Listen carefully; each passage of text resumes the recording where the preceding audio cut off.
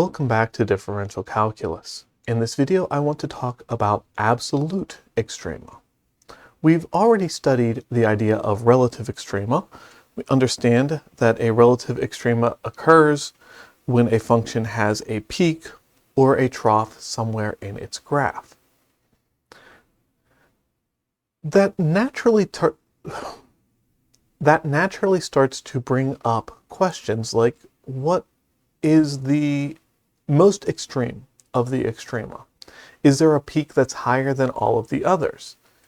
And talking about that in general tends to not work out so well because most functions have end behavior that has it heading upward or downward. So if you zoom out far enough on the graph, it's always going to get bigger and bigger and bigger, or smaller and smaller and smaller.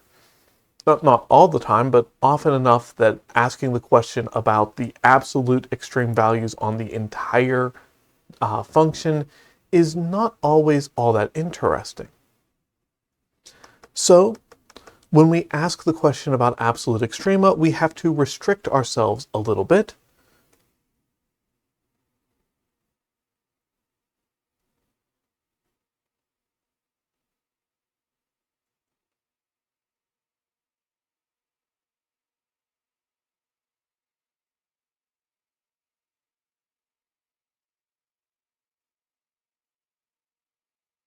The absolute maximum of a function f on a closed interval from a to b, right? Notice here that there is a closed interval,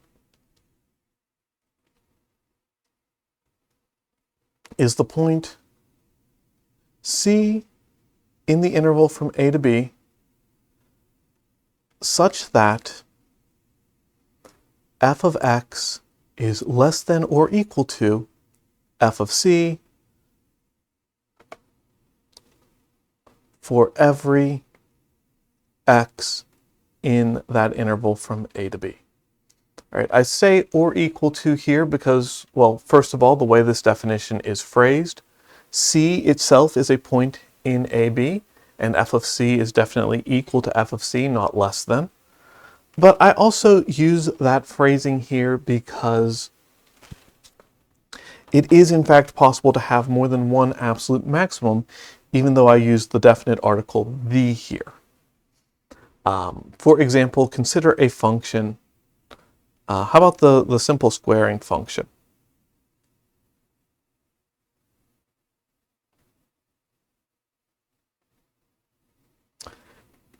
F of x equals x squared on the interval from -2 to 2. Well, at both of the endpoints, we have the same value. F of -2 equals 4. F of +2 equals 4. They are both absolute maxima.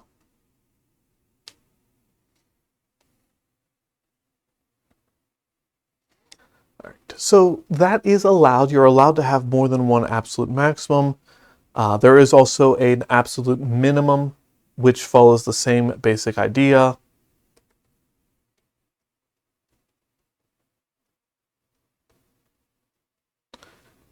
And everything is exactly the same except that we have f of x greater than or equal to f of c. Everything else in the definition stays the same. And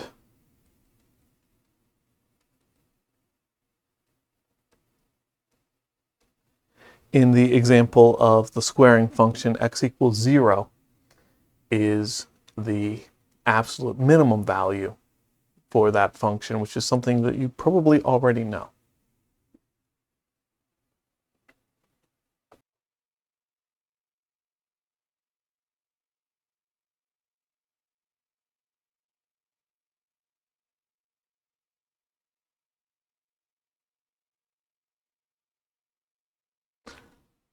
That takes us to the extreme value theorem. One of the most important theorems that we talk about in calculus. It belongs right up there in the discussion with the intermediate value theorem we saw a few weeks ago. The extreme value theorem says that if f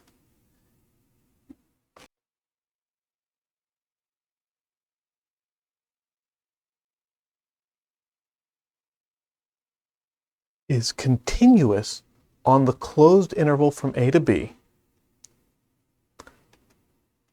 then f attains both an absolute maximum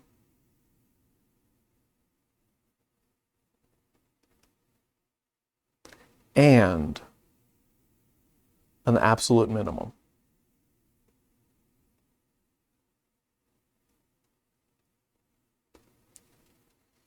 Right, that's it. Continuous is all we need. If we have a continuous function and continuous on a closed interval, then we know that the function has an absolute maximum and it has an absolute minimum.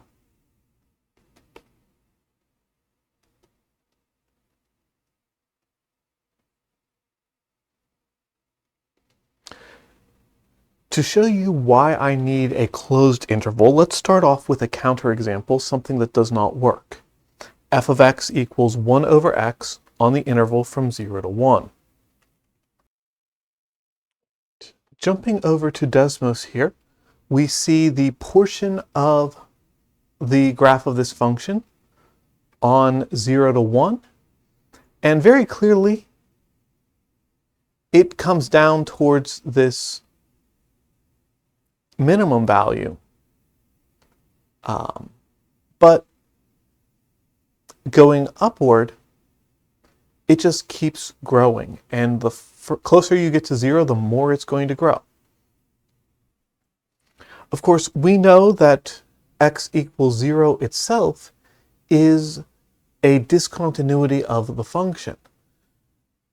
1 over x tends towards infinity as x tends towards 0, so going upward, we just keep going forever. All right, but we didn't include infinity on the interval. We said the open interval from 0 to 1, so it is continuous on the part that we care about. A little bit less apparent, but still important. The function is continually decreasing. It is coming down towards y equals 1 as x tends towards 1. But because x equals 1 is also not part of the interval we care about, the function never gets there. It keeps coming closer and closer, but it never stops.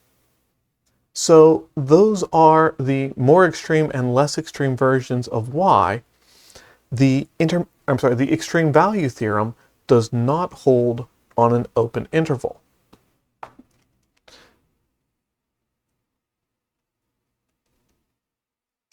And in fact, f of x equals 1 over x on the open interval from 0 to 1 has no extrema whatsoever.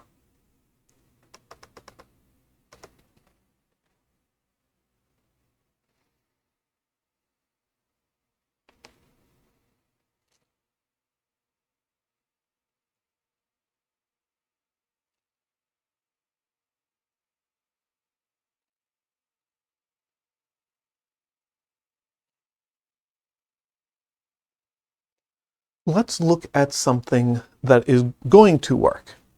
G of x equals x squared minus 3x to the 2/3 power.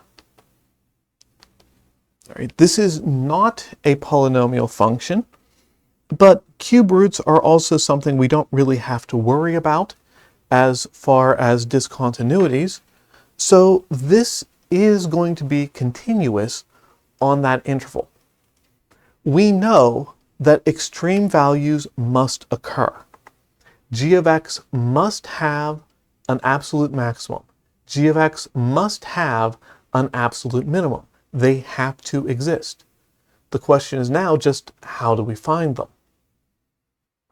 And the argument that we're going to use is that there are two ways that an absolute maximum can occur.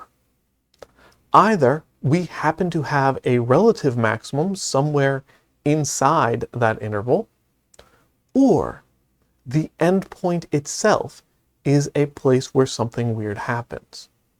So those are our two possibilities.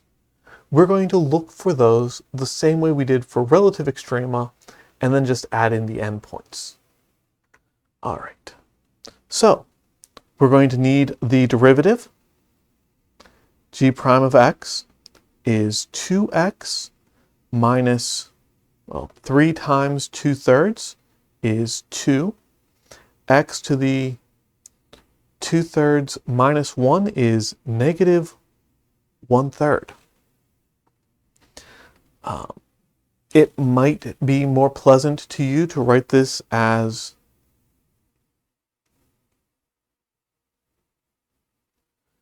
2x minus 2 over the cube root of x, which is something that we absolutely can do, and it might be helpful to us. What I notice right away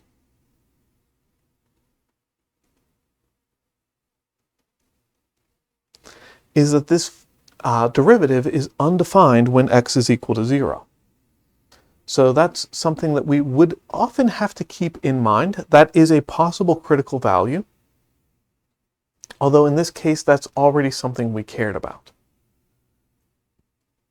So we haven't learned anything new by finding that, but it is something that's worth mentioning. All right, if that's not going to be an issue, then we will instead set this equal to 0.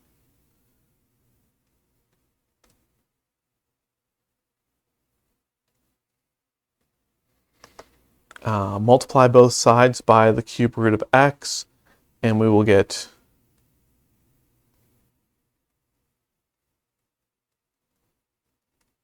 x to the 4/3 is equal to 1. Right. So cube root doesn't really do anything. Right? Cube roots are very well behaved. We don't have to worry about anything weird happening on that. If it was a square root or any even root, then we would have something to worry about. But I can very simply cube both sides of this equation and say that, okay, x to the 4th is equal to 1 cubed. So x to the 4th is 1. There are 2 real and 2 imaginary solutions to the equation x to the 4th is equal to 1. We don't need the imaginary solutions at all in this course. But the real solutions, x equals 1 and x equals negative 1, are both interesting. Except not really, because we are on the interval from 0 to 2. X equals negative 1 is not in the interval from 0 to 2. So even though it is a relative extreme value, it's not in the interval we care about, so we don't care about it as an absolute extrema. It cannot be an absolute extrema in this interval because it is not in the interval. All right. With that, we have 3 points. The endpoint 0, the undefined point 0, which is already one of our points, the critical value that falls in our interval, x equals 1, and the other endpoint, x equals 2.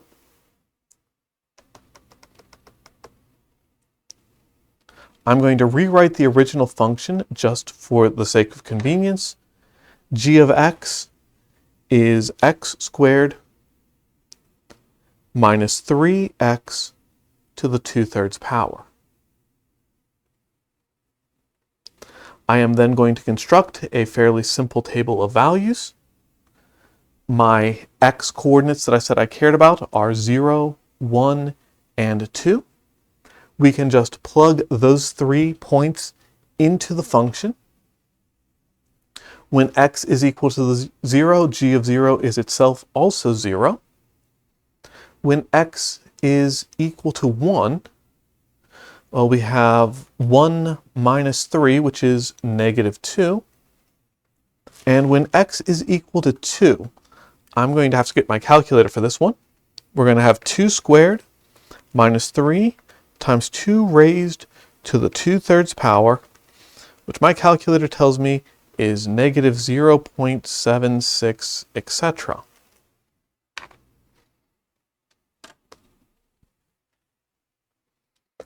Usually I am a lot more of a fan of exact values, but in this particular case, we're looking at a comparison. My goal is to compare the values that I just came up with to each other. And a decimal approximation I know how to do that with. Negative 0.76 is somewhere between negative 2 and 0, and that's what matters. The biggest point in the points that I have here is this. The highest value of g of x is 0, which occurs when x is equal to 0.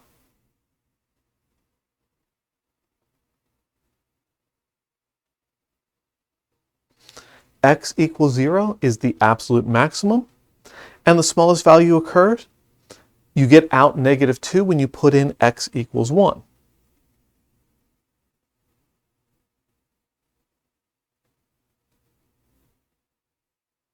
So x equals 1 is our absolute minimum. The last thing that I want to mention in this problem, as we see here, the absolute maximum and absolute minimum, we report the x value.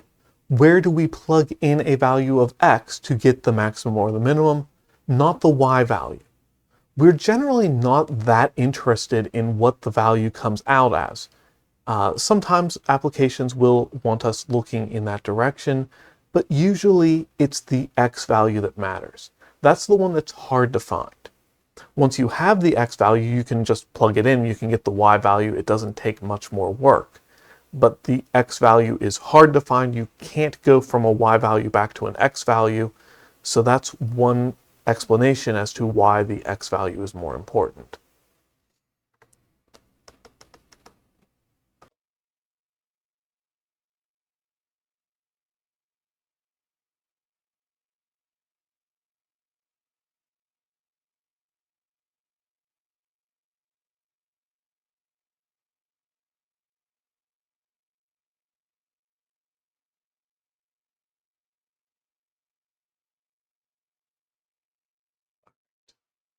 For you, I would like you to find the absolute extrema of f of x equals x squared plus 1 on the interval from 1 to 4. This one is relatively easy. If you think about it and think about things that you know about functions already, you can probably solve it without actually doing any of the work. But I want you to show the process. I want you to show how this works, show how you go about it for an easy one, so that when you get to the hard ones, you know what you're doing. All right, take a couple of minutes, see what you can do with that one, and I'll see you in the next video.